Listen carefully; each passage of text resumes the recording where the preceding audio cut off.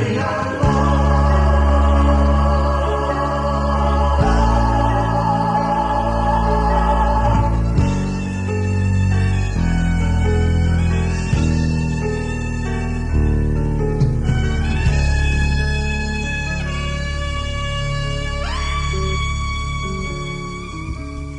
rush up the city, they run on the wall. Great is the army that carries out his word. They rush on the city, they run on the wall.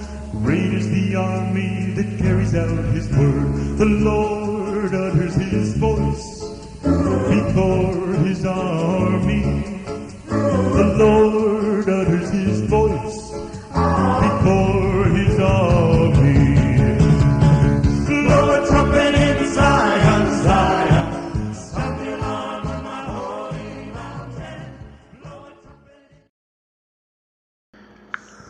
Good evening and welcome to the Deception Watch program. I'm your host, Brian Delory, and I thank you all for tuning into the program this evening. And on tonight's program, I'm going to be presenting part 2 of the message entitled The Rapture Explained. And before I go into the teaching, I'm going to recap a little bit. I listened back to my message the other night, and it was very rushed, and I didn't explain things as clearly as I would like to have explained. And so I want to first of all start with the verses of Scripture that deal with the subject of the rapture, which is the foundation of our teaching. And the first one would be 1 Thessalonians chapter 4, verses 14 through 17, where it says that the Lord himself shall descend from heaven with the voice of the archangel, and the dead in Christ shall rise first. Then we which are alive and remain shall be caught up together with them in the clouds to meet the Lord in the air, and so shall we ever be with the Lord. This is talking about the day when Jesus returns to this earth and raptures his church out to escape the wrath that's about to be poured out during the tribulation period. There's a lot I had to say about that. I'm probably not going to be able to get to a lot of that tonight, but I'll do my best. But suffice it to say for now that this is something that Jesus has not designated the church to experience. That is the wrath of God.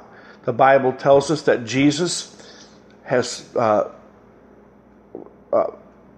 been sent to us, and I'm paraphrasing, I don't have the exact quote in front of me, to keep us from the wrath that is to come. In the book of Revelation, it tells us in his message to the 7 churches that, I believe it's to the church of Philadelphia, Jesus tells them that because you have kept the word of my patience, I shall keep you from the hour that is to come upon the whole world to test them that are on the earth. So Jesus does not intend for the church to go through the tribulation, and anybody who teaches that is absolutely wrong. And I mentioned this the other night, and this will prove what I'm saying. There are 4 different views on the rapture. The first and primary view is a pre-tribulation rapture. The second is a mid-tribulation rapture. The third is a pre-wrath rapture, which is after the first half of the tribulation, possibly up to 5 years, or 5.5 years, I believe it is, before the rapture of the church. According to those who believe this, the belief is that from the beginning of the tribulation till 5.5 years into the tribulation period, the rapture will not occur. And fourthly is the post-tribulation view. Many good and godly people subscribe to these different views. My personal opinion, according to what I see that the Bible teaches, the church is not designated to go through the tribulation period. Number one, because the Bible teaches imminency. And we're going to get to that here in a minute. But if the Bible teaches imminency, in other words, that the rapture of the church is always hanging over us from the time the church began to this present moment. It's called imminence. I forget the word in the Greek, but it means overhanging. It's always hanging over us. Many of the early writings of the apostles tell us that the time is short, because to them it was, because the rapture of the church was, Jesus taught imminency, and so the rapture of the church is something that could happen any moment, and you should be prepared for that. That's what the early writings of the Apostle Paul, many others. I don't have it all right in front of me right now because I'm not really dealing with that tonight as much. But suffice it to say that this is what the Bible taught, and so this is what we need to be prepared for. And if you believe that any of these other views besides the pre-tribulation view are true, are the correct views, then you do away with imminency, because if imminency means it can happen any moment, there's nothing else that needs to happen before the rapture of the church occurs. But if you say, well, yeah, it's going to occur in the mid-tribulation period, well, then that does away with imminency right there. If you say it's pre-wrath, that does away with imminency. In other words, something has to happen first. But the Bible doesn't teach that. The Bible teaches that it could happen at any given time. And that is something I will deal with again tomorrow night. But right now I want to get into the early church fathers' writings on the rapture of the church. Now, you may also remember that in my last message I dealt with some of the myths, really just one myth. I didn't get into all of them, and I won't get into them tonight either. Probably tomorrow night I will. But the main and primary myth that surrounds the rapture of the church is that the Bible doesn't teach the rapture of the church, that the rapture of the church is an invention of a man named John Nelson Darby, who was a member of a Christian group called the Plymouth Brethren. And according to many Bible scholars that you can find online, they teach that John Nelson Darby was the first person to ever mention the rapture of the church. And I have a website that I'm going to be quoting from tonight. They're the source for these quotes I'm about to give you, beginningandend.com, and they disproved and dispel this myth clearly. There's no doubt about it. And the other night I read for you from the book of Irenaeus. Now I'm going to move on to Cyprian. There were three teachers of the early church fathers who taught about the rapture of the church. And number one was Irenaeus, the other one was Cyprian, and the third one was Ephraim the Syrian. And so I'm going to read to you from their writings. I'll try to condense it for the sake of time, because a lot of these writings are very lengthy. So we're now going to be looking at Cyprian and what he had to say about the rapture of the church. So this is written in the treatises of Cyprian, and he wrote this describing the end times great tribulation. We who see that terrible things have begun and know that still more terrible things are imminent may regard it as the greatest advantage to depart from it as quickly as possible. Do you not give God thanks? Do you not congratulate yourself that by an early departure you are taken away and delivered from the shipwrecks and disasters that are imminent? Let us greet the day which assigns each of us to his own home, which snatches us hence and sets us free from the snares of the world and restores us to the paradise and the kingdom. So here again, Cyprian is talking about the rapture of the church and the day that it occurs and how we should be grateful and thankful that God is going to do this for us. And one of the words for in the Greek for rapture is the Greek word harpazo, which means to snatch away. And this is exactly what Cyprian said. Okay, now we're going to go down here to, let me read just one other thing that was in this book also. Let not your heart be troubled. You believe in God, believe also in me. For in my Father's house are many mansions. If it were not so, I would have told you. I go to prepare a place for you, and if I go and prepare a place for you, I will come again and receive you unto myself, that where I am, there ye may be also. That was what Jesus said, and it's written in the book of John, the Gospel of John, chapter 14, verses 1 through 3. Okay, now we're going to go here to Ephraim the Syrian. And Ephraim the Syrian lived between 306 and 373 AD, and he was a deacon in the church in Syria in 338 and later became the bishop of Nisibis. Although he was made a saint in the Roman Catholic Church, he was not involved in Catholicism and did not even live in the Roman Empire until the final years of his life. The book Pseudo-Ephraim was one of his still existing works. It was called Pseudo because of a later dispute over authorship. However, the book's one reference to the rapture is very compelling. And this is what Ephraim the Syrian wrote. We ought to understand thoroughly, therefore, my brothers, what is imminent, remember that word, or overhanging, remember that word. Already there have been hunger and plagues, violent movements of nations and signs which have been predicted by the Lord. They have already been fulfilled, consummated is what that means, and there is not other which remains except the advent of the wicked one and the completion of the Roman kingdom. That's speaking of the Antichrist. Why therefore are we occupied with worldly business, and why is our mind held fixed on the lust of the world or on the anxieties of the ages? Why, therefore, do we not reject every care of worldly business, and why is our mind held fixed on the lust of the world or on the anxieties of the ages?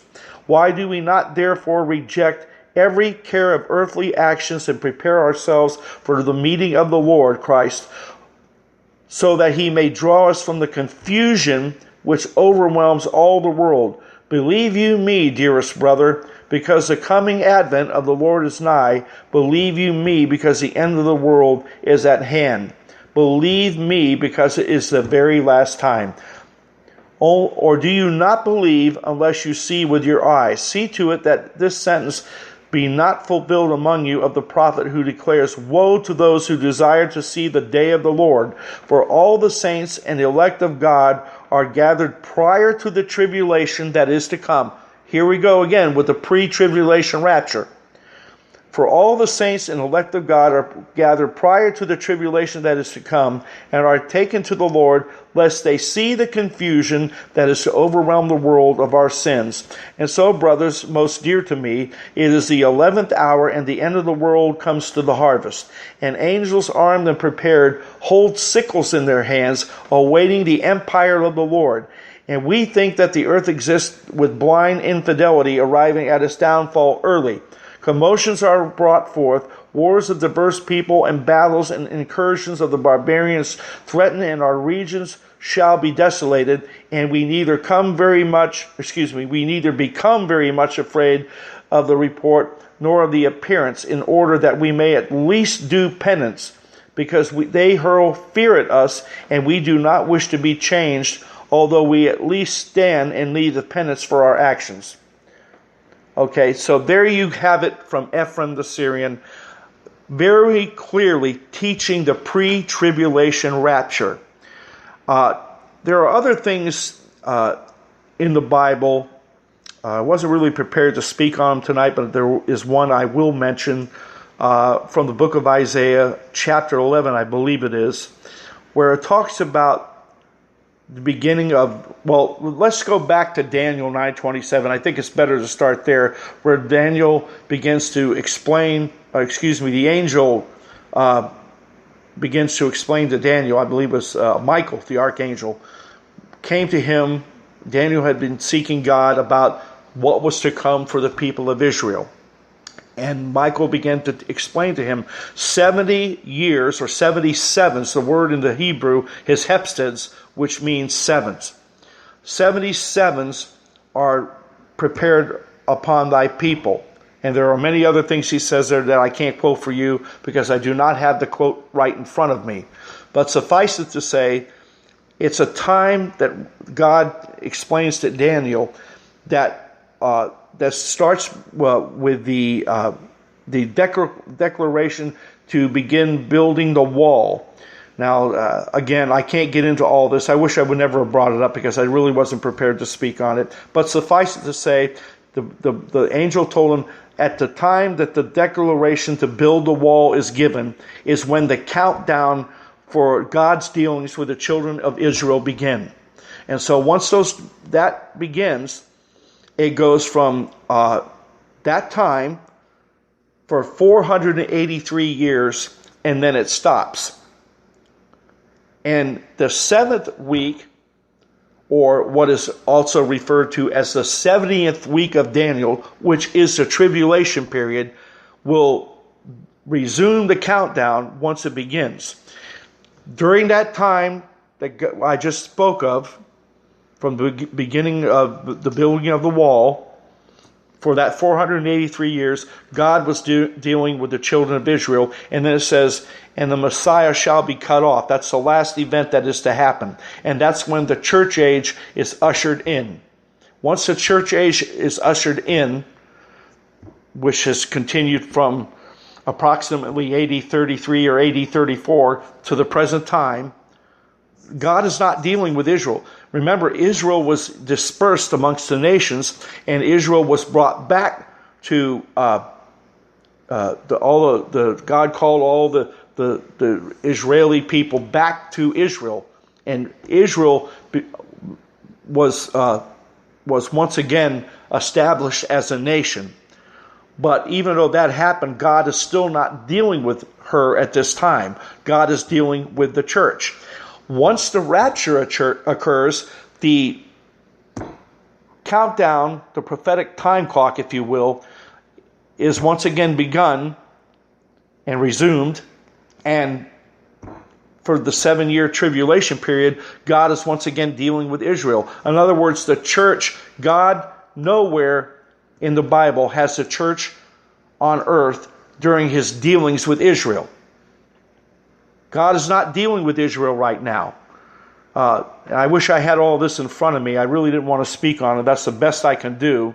But you can go and read that in the book of Daniel. I believe it's in chapter 9. Let me get to that really quickly, just to see. Let me get my King James Version Bible online. Come on, man. Let's move. Gee. Every time you want to do something during a broadcast. Let's see. King James Version online. And I got to find this. I believe it's in the book of Daniel, chapter 9.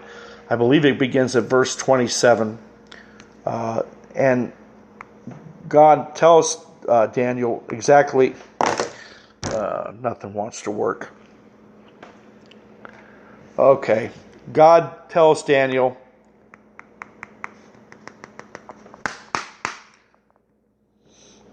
God tells Daniel exactly, I'm not going to be able to do this tonight, exactly that this will be the time when God deals with Israel about their sins and all this. This first 483 years, and then 7 years during the tribulation period, which makes 490 years.